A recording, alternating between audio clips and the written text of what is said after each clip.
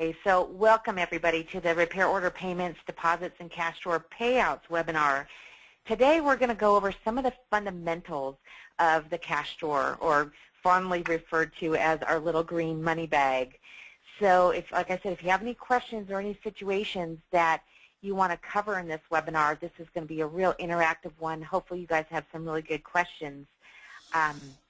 First thing, I want to just go over the basic way that the cash drawer was designed to be used, and then let's talk a little bit about kind of how we typically use it. You know, in my case, when I was using MaxxTraxx, pretty much when I finished a repair order, I would usually be in the repair order fixing some final things that were going on, and I would, when the customer is ready to go, I would take it from work in progress, where my repair order is still called a repair order, not converted to an invoice yet, and I would click OK, Save, and Pay. And I would go through the Paying Out My RO feature. You know, let me go through a couple of these things, and of course I'm bypassing some of my warning signs, which I'm sure you guys never would do. But it's current cost. Yeah, I want to override this and continue without adding. Okay, it's giving me a whole bunch of warnings because I've been playing on this demo version. So let me jump to another one. Of course, every warning is turned on right now. Let's look. Let's throw a new one in here. Okay, and we're just going to delete this so we don't have any negatives. In fact, we're going to delete all these. So let's say we just had labor on this one. Let's keep it simple. So when I go to pay my invoice, there are a lot of different features here that we can use.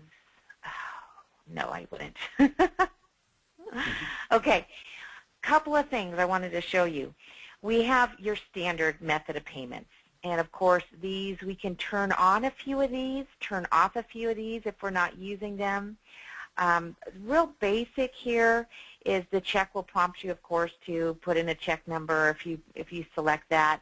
One that's kind of different for some of our new users is that the AR charge, instead of using just a payment method on the spot, you charge an RO to your accounts receivable. And we had an interesting one yesterday with one of our new users on here. You can also use credits for payment. And if I had credit available for this customer, it would show up right here. Now, a couple different ways you can do that. I had an interesting one yesterday, and then, again, I'm just going to be throwing a bunch of different situations and scenarios out to you guys because I think that's how you really figure out all these little tips and tricks. We had a customer that overpaid.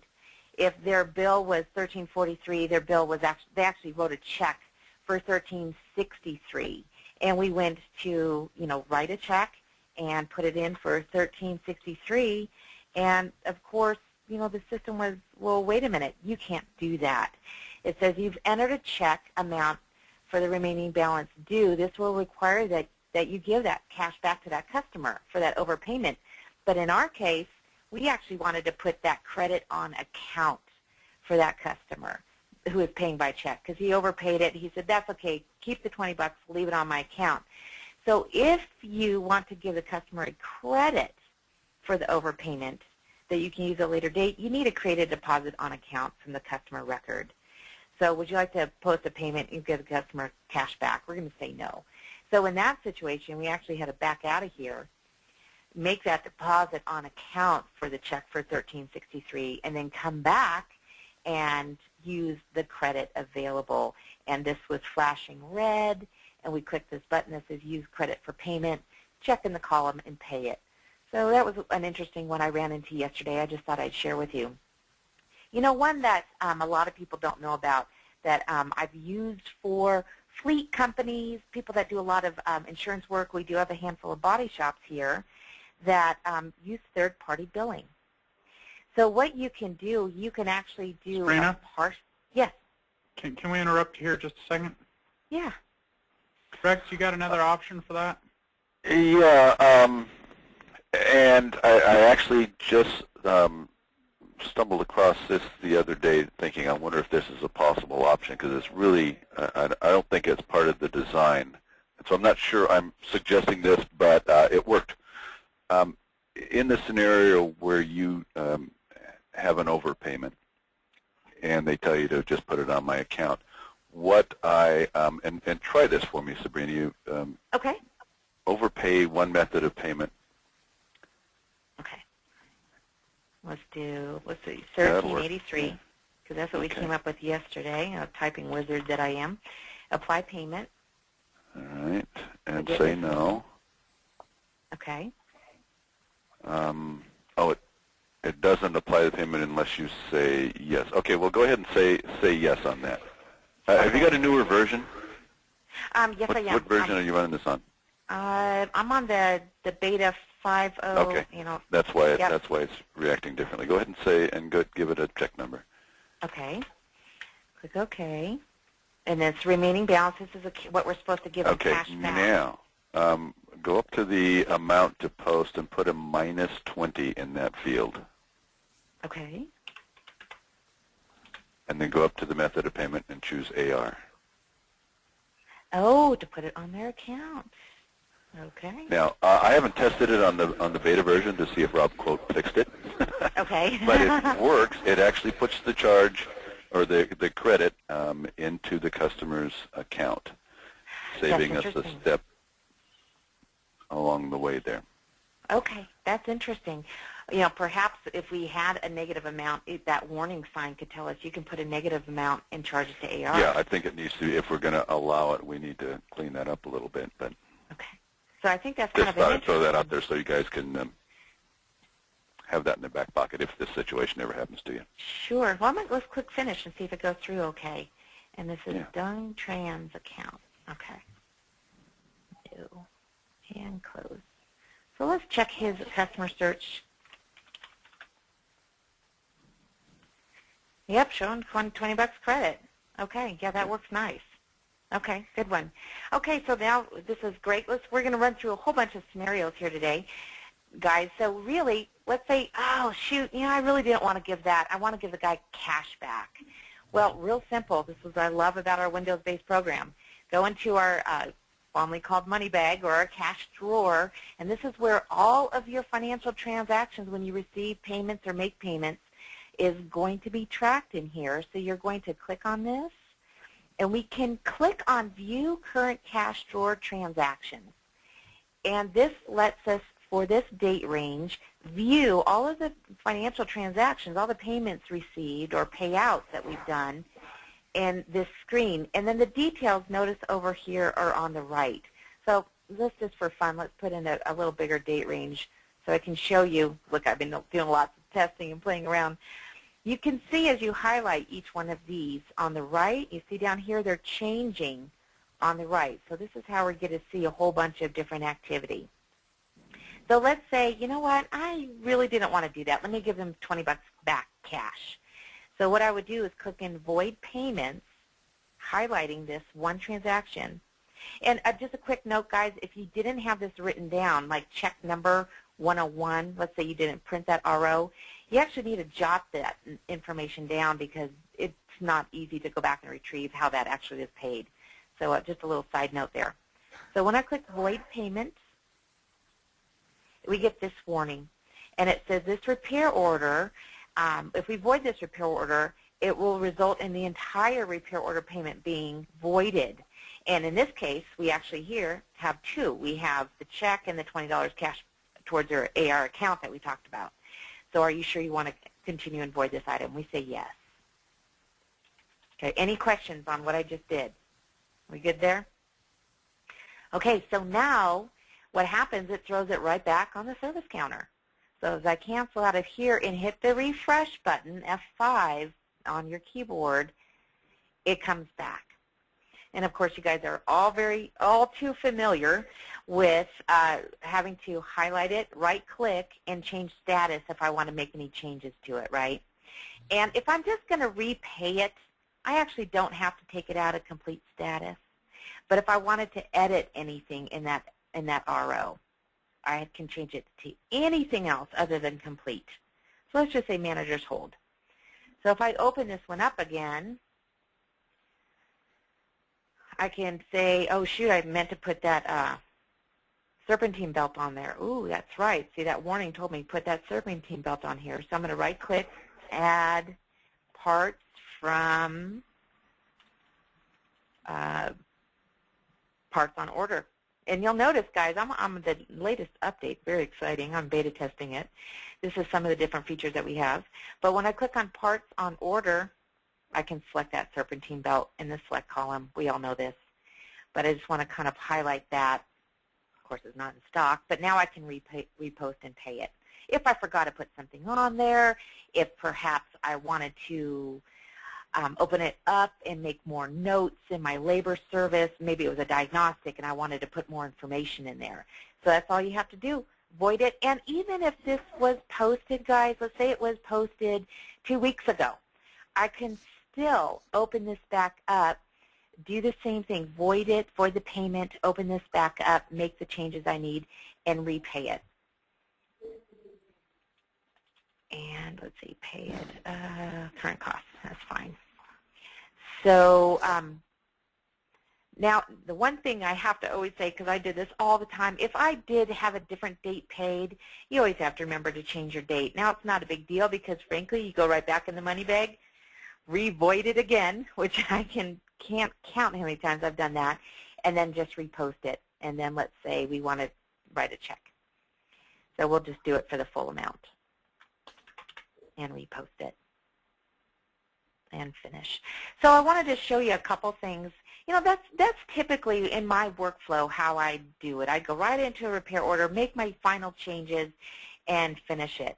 But you know what a lot of people do, and they do this in larger shops where you may have a separate cashier. That's why a lot of times people will say, you know what, I'm going to go ahead and mark this complete.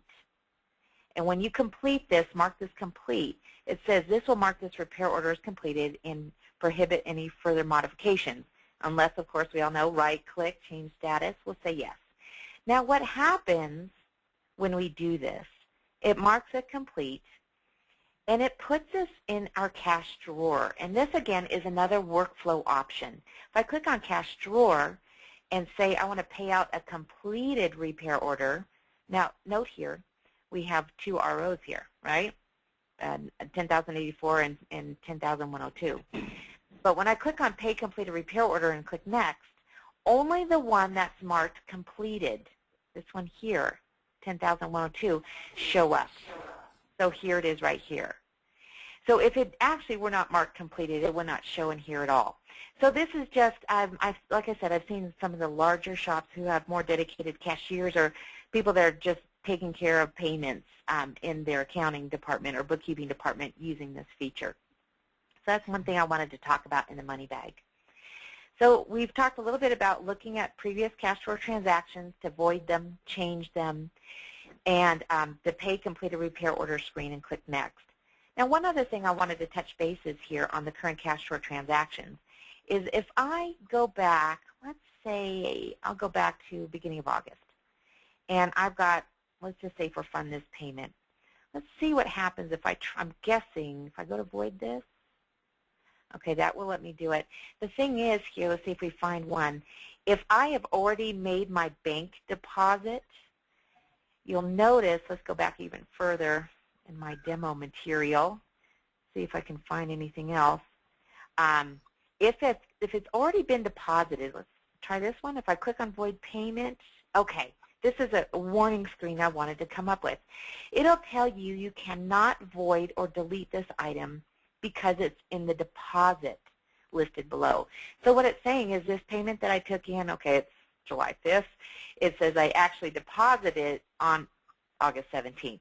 So it's telling me if I want to actually go back and void this repair order and make changes to it, change my, I don't know, any kind of details you want about it.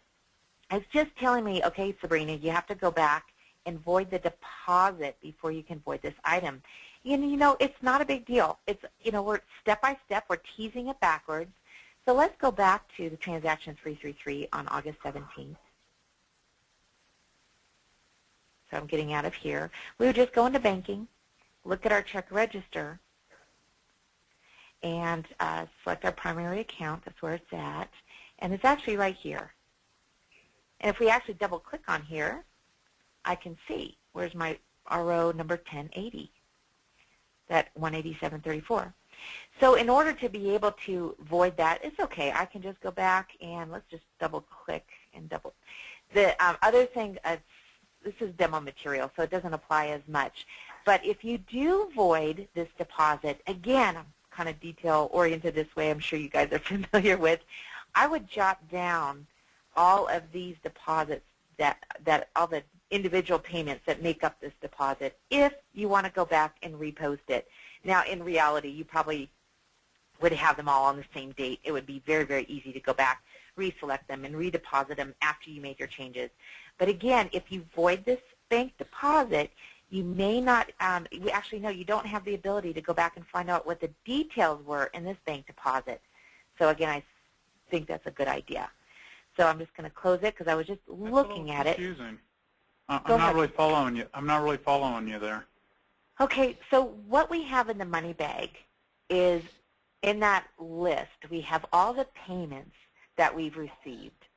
And when you receive payments in the money bag, it puts them in undeposited funds. What detail are you talking about, though?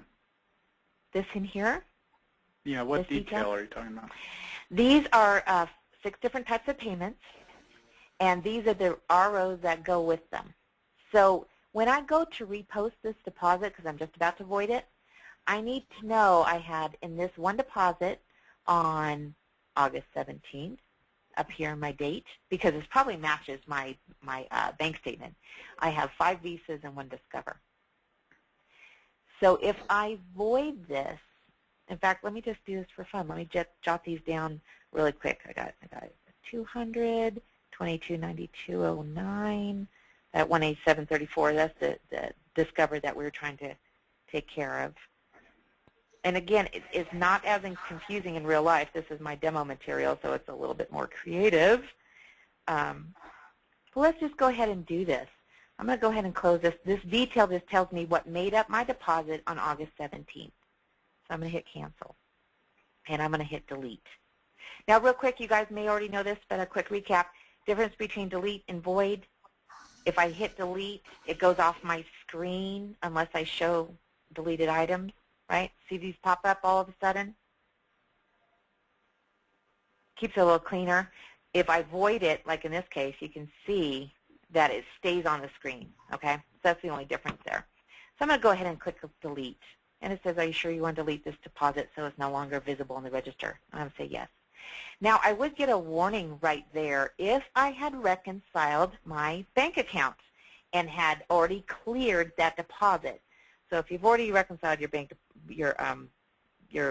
statement, you actually can't go that far back. But since you usually do it a month in arrears, it's usually not a problem. So now by doing that, it's no longer on my check register, but now I can go into my cash drawer, view my current cash drawer transactions. And again, this is how you just fix all those boo-boos that just happen, and they just happen. So let's go back to June, I think. And if I scroll up, where can I find? There it is, right here. Oh, no, was it 1080? I thought it was, yeah, there it is right there. So now I can void it, and it will let me. It's not giving me a warning that it was included in a deposit that's already in my bank account. Does that make sense? Mm-hmm. Okay, so there's the invoice, and there's the Discover. So let's say I voided it. I went into my RO, reposted it, made it pretty the way I wanted it to look. Then when I go back into my banking and click on Make Bank Deposit, I want to redeposit all those items that I had on August 17th. And again, you can see I've got a lot of junk in here right now, but I could go back and see, okay, that's right, I had 5 Visas and 1 Discover, right? So there's the Visa for 200, the 2292.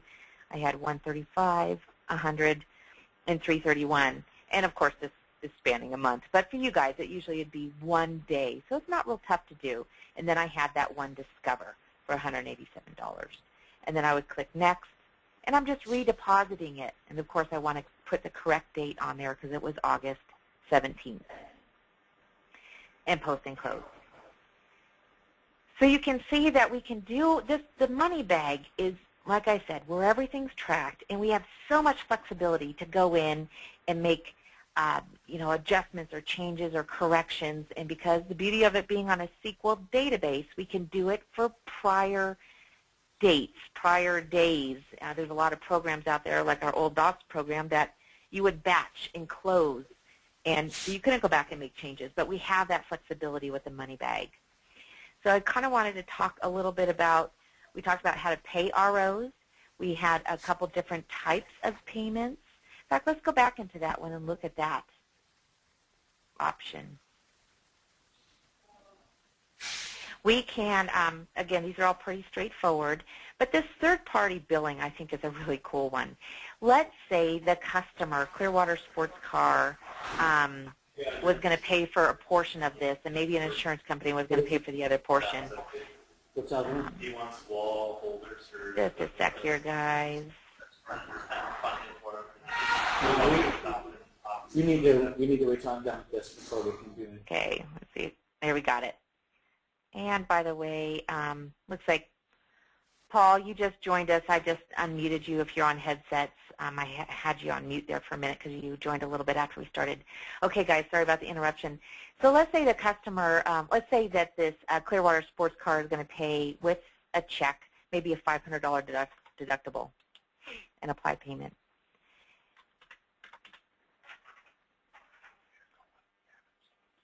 Okay, so let's go ahead, and the balance, I have almost $2,000. That's going to go to a third party. I have the opportunity here now to select third-party billing, and then click Apply Payment and check out what happens here. We get our customer search, so I can decide who, what company, anything like that, who is going to be charged for that additional amount. Now, the interesting thing is let's say it was State Farm Insurance, and I click OK. Even if they're not in there, I can add them right now. Does that make sense? Now I want to stop real quick. Does anybody have any questions while I'm at this point? Okay, so I'm going to go ahead and add new. It's a company, State Farm Insurance. Next, and that's really all I need to put in right now. Just click Finish. So at this point, I'm going to go ahead and save it. And I can say, yes, I want to select this person as the one to get my bill. Of course, it doesn't have a credit limit yet. I'll just say, yes, I'm going to charge that amount. Now, third-party billing, this is kind of cool. When I click on Finish, it puts it on their account, so I can go back to, and that's where I receive payments for State Farm on their account. And you can see that they have a balance due of $19.95. Now, I've worked with people that have fleet companies, like GE Capital will pay bills for a lot of companies, and I had one shop down there in LA. They had like 6 different fleet companies all going to GE Capital. So we just had one single GE Capital account, and all the bills would get through there, and whenever they received checks from GE Capital, they would just go in and figure out exactly which job it was paying for, tag it, and pay. And what's also nice is we still have in that record, let's look at this, under Options, and we're going to search previous repair orders. Date paid is today, so we just paid it. And I just wanted to show you on this one, if we want to view this repair order, and this is what it looks like to the customer. It actually tells you, let's see, you got to move this over. Right here, third-party billing breakdown. State Farm Insurance paid this portion of it, and it says check was paid $500 by the customer, and the third-party billing paid the balance. So that's just another handy tool that I think a lot of people don't know. When you're cashing out your customer, you have the opportunity to do. Another really interesting one, which we're going to be covering in detail when we do customers as employees, as vendors. A really cool feature in here as well when you're cashing out your customer is override, is we have the ability, look at my warnings, we have the ability here, whoops, Okay, post with current, override, continue without adding. Da, da, da. Oh, you know what? This is forcing me to do this because I have these people on the time clock. Sorry, guys. Actually, you're getting an opportunity to see all the little boo-boos that you can actually run into. If you use a time clock and you can't pay out the RO, it's because they are still clocked in on the job, by the way. So if you ever run into that one, I ran into that one as a user. So let's see if it'll work now. Let's see. I'm just going to delete this line altogether. There we go. So when I go to pay it, I also have the ability to show any, like for Bob Kraft, if he was also a vendor, let's say he did some, you know, he worked on our roll-up doors on our garage, and he gave me a bill for $150. What I could do is I could check on here to show if there's any open AP transactions that can be applied as payments.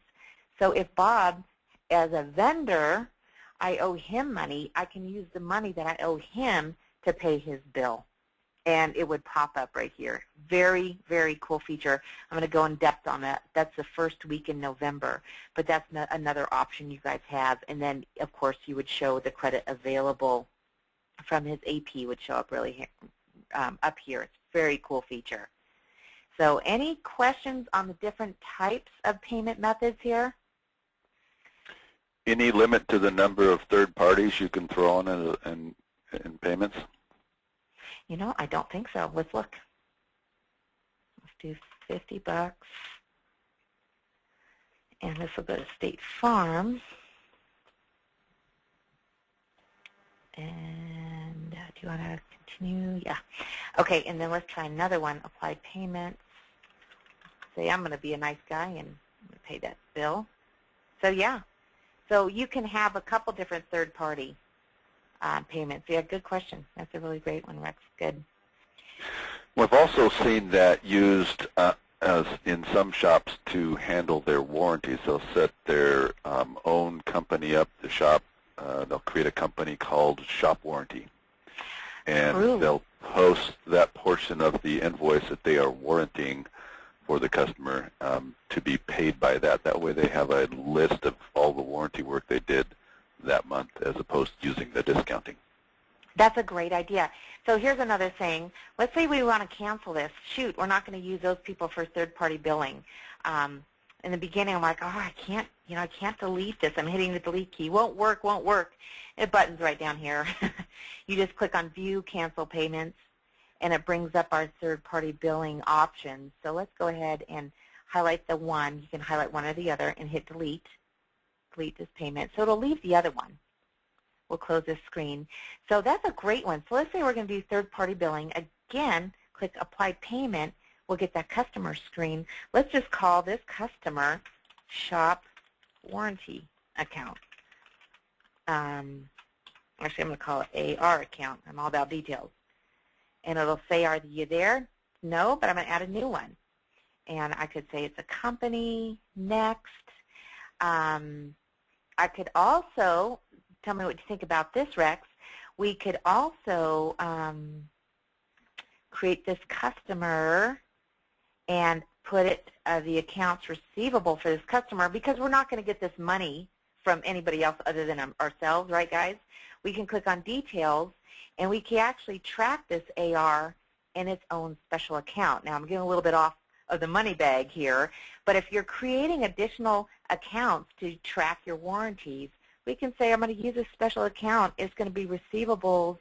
Maybe I'll create a brand new one. Add GL account and make it $12,500, and it's receivables warranty.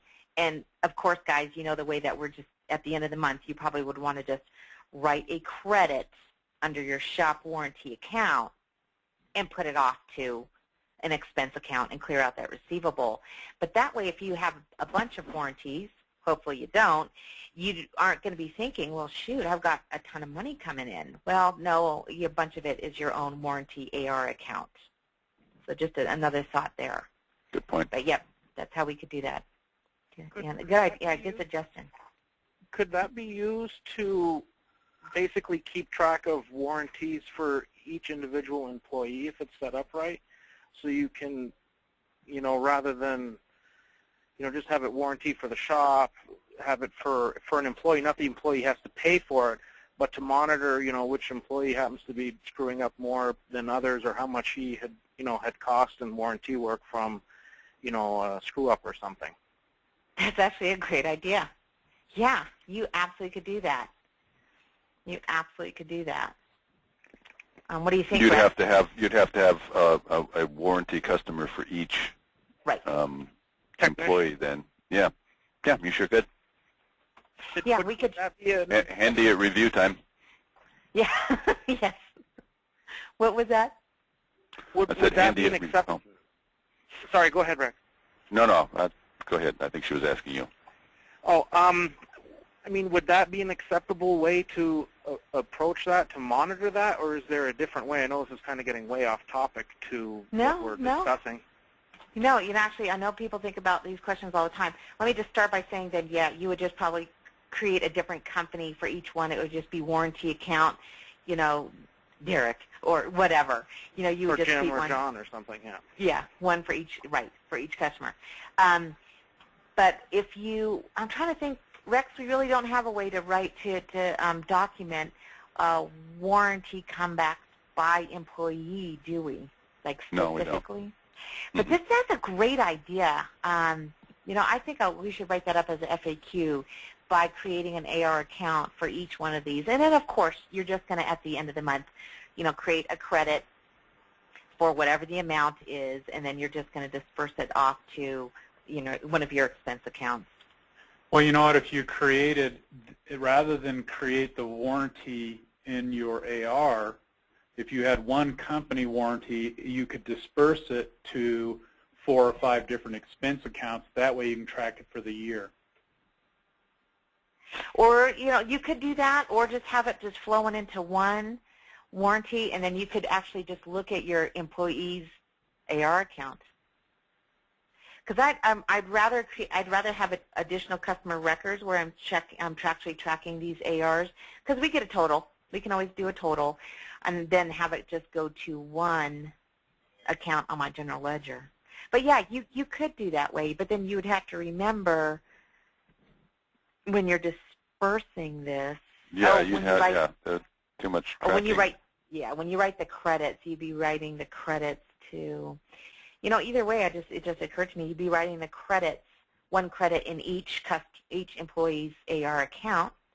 Right. Or, like you said, Walter, you could actually create a different credit and just put it off to a different expense account. Yeah, either way, there's some really good creative ideas. That's why we do these webinars. You guys are having some really great suggestions here. So we're going to go ahead and just select shop warranty to finish out the third-party billing. So that's how we take care of that. Before I close this, any questions on paying ROs and using any of these different features, guys? We've got credit used, if they have it available. And, you can, if you say, I'm never going to take diners, I'm never going to take JCB, I'm never going to take gas card, there's a way. Let's just get out of here. Under setups, miscellaneous lists. Accounting and payroll. Oh, accounting and payroll. Payment methods. We could go into payment methods and say, you know what, I'm never going to use these. So I can just highlight these, and I think I just double-click on them and make them inactive here. You actually don't take them off the list, guys, but you'll see it's now inactive. Let's say Diners Club. I'm never going to use Diners Club. Just click on to edit it and just make it inactive. And it's just like moving these down, and then Fleet Card.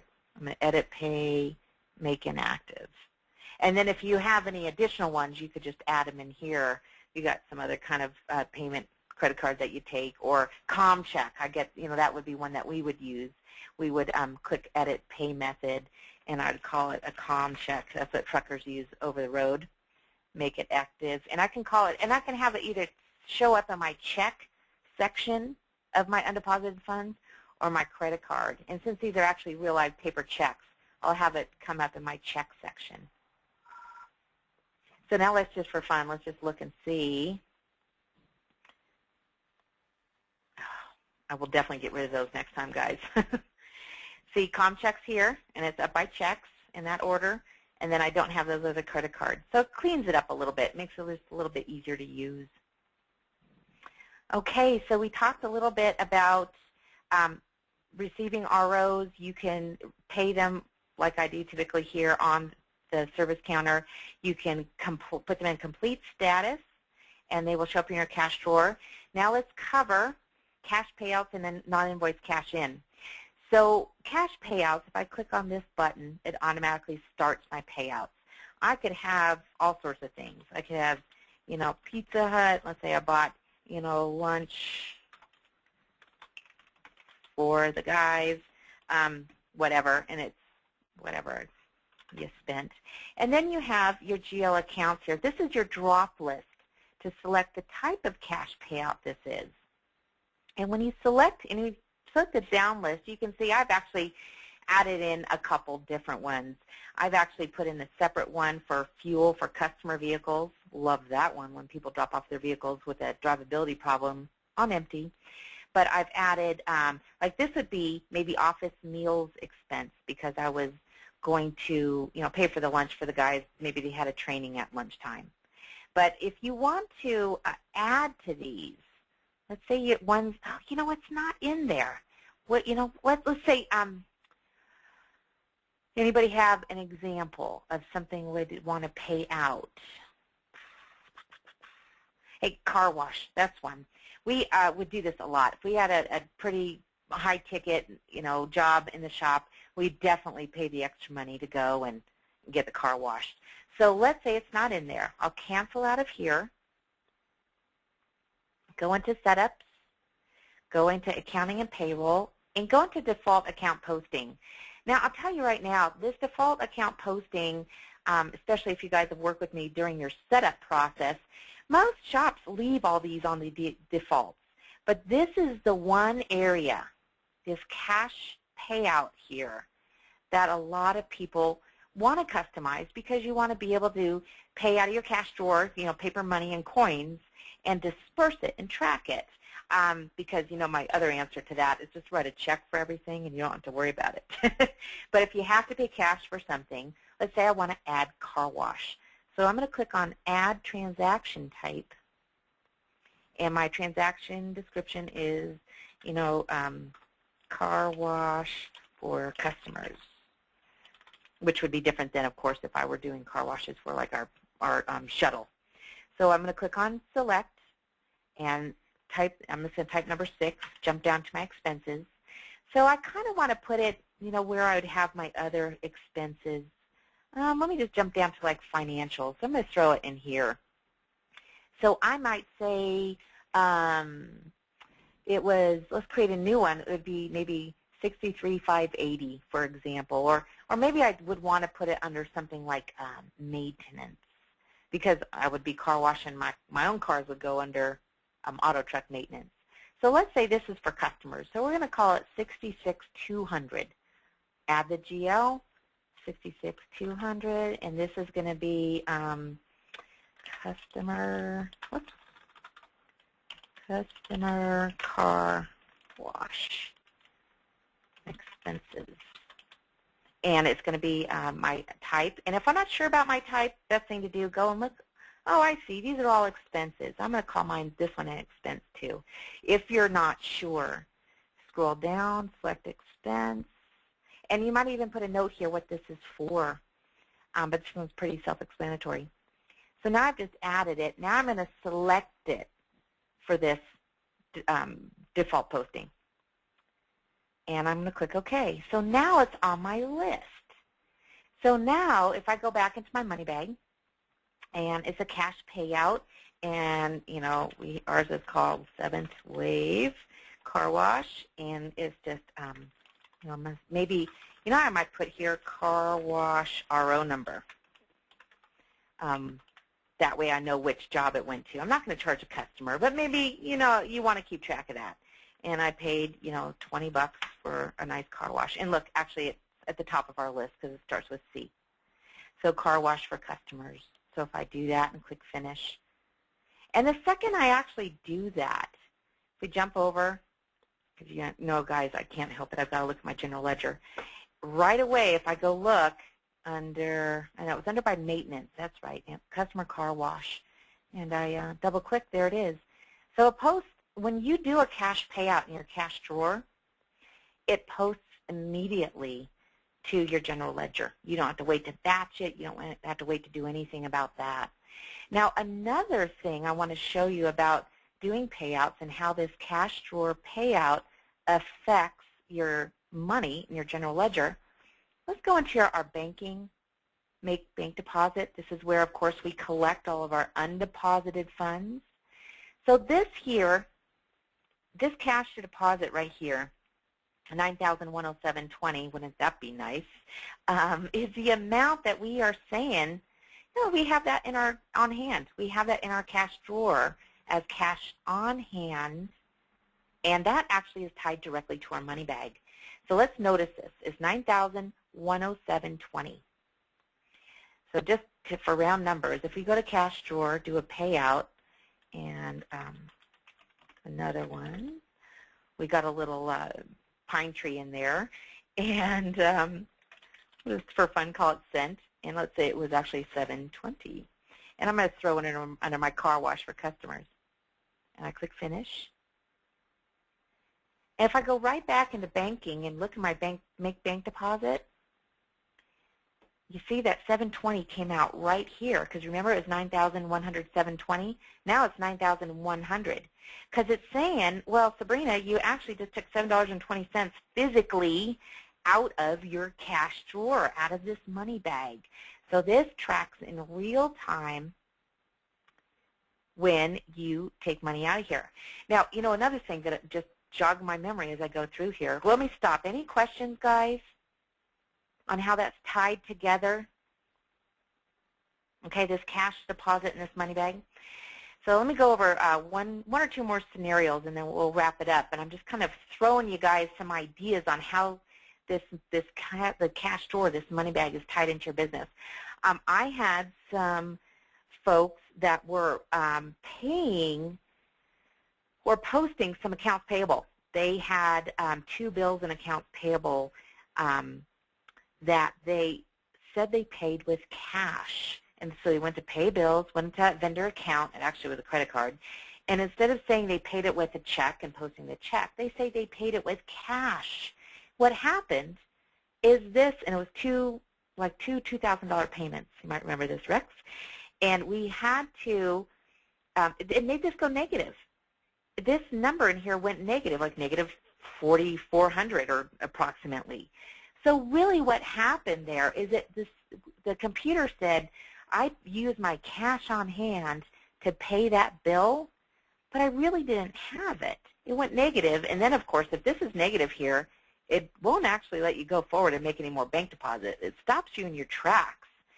So what we did is we got out of here, we went into our money bag, and because that had to do with our cash drawer, because it was paper money, not just a check, it was in here under our cash drawer transactions.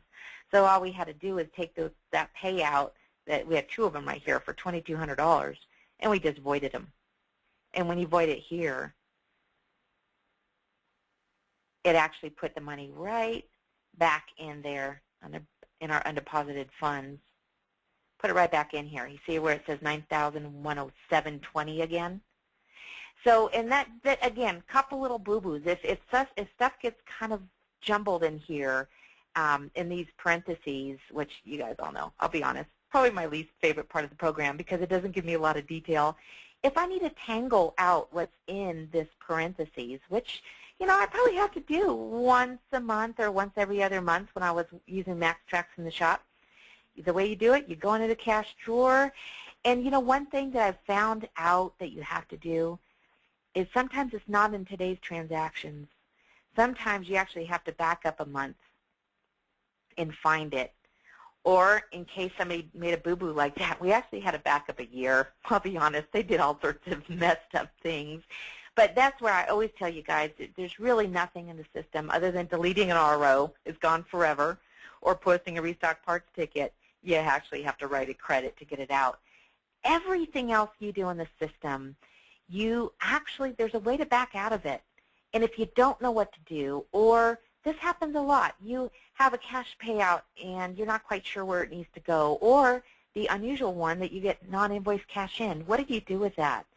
You know, I never want you guys to get frustrated. Please pick up the phone, give us a call, or send us a chat. You know, if you want to call, chat your question into support chat. It does a couple of things. It gets you guys moved on to whatever you need to do. It gives you a little more information about different features in the system that you don't use often enough to remember. And the other part of it is we write it up as a FAQ and help other people use it. So last one I want to cover, non-invoice cash in. Now this is really reason just for cash in. A lot of people up in the Northeast, I get this one a lot. They get cash for waste oil, which you tell that to somebody in Southern California because they have to pay for it. They're very jealous. But let's say somebody pays you $85 for your waste oil because they burn it up there. Payment method, they pay you cash, or that you can say they paid you with any of method. But let's say they pay you with cash. And then we say, well, where does it go to? Well, I really don't have one that says waste oil. And what does the IRS hate more than anything in the world? Anything that says miscellaneous. So you guys know I ride you pretty hard about not having any miscellaneous income or miscellaneous expenses. I mean, it's just red flags everywhere. So what I would do is same thing, go into setups, accounting and payroll, default account posting, and create a disbursement that may say waste oil income. And then, of course, put it off to an income account. That way you'll have a handy way to disperse it. And then as soon as you take that $85 in, that $85 will show up in your undeposited funds. So any questions on the money bag and some of these features, guys? Anything? You know, I hope this was a helpful one. What we do find is that these are pretty unusual. They're infrequent, so we don't expect you to remember them. We do have a couple training videos on our website that talk about this tool. But like I said, you do it so infrequently. If you get in a pickle, please don't hesitate calling. So, well, good one today. Like I said, guys, if you want to learn more about what we do is called trade, how you can pay your ROs with trade money, with some of your vendors that you owe money to. So let's say, this guy, Ron, he has technically $716 that he has on credit because you owe him the money. So first week in November, we're going to be doing that webinar. That's going to show you how to set up your vendors, set up your customers, and set up your employees on how to make them all integrated and everybody talk together when you're talking about making payments. So if we don't have any other questions today, I'm going to let you guys go and wish you another good week. And I'll send out a follow-up email. If you guys have any individual situations or questions on how to do various things, just shoot me an email, and I can always answer them that way, or we could set up a time to dial into your system specifically and walk you through. Okay? Okay, guys, have a great week. We'll talk to you next time. Bye-bye. Thank you.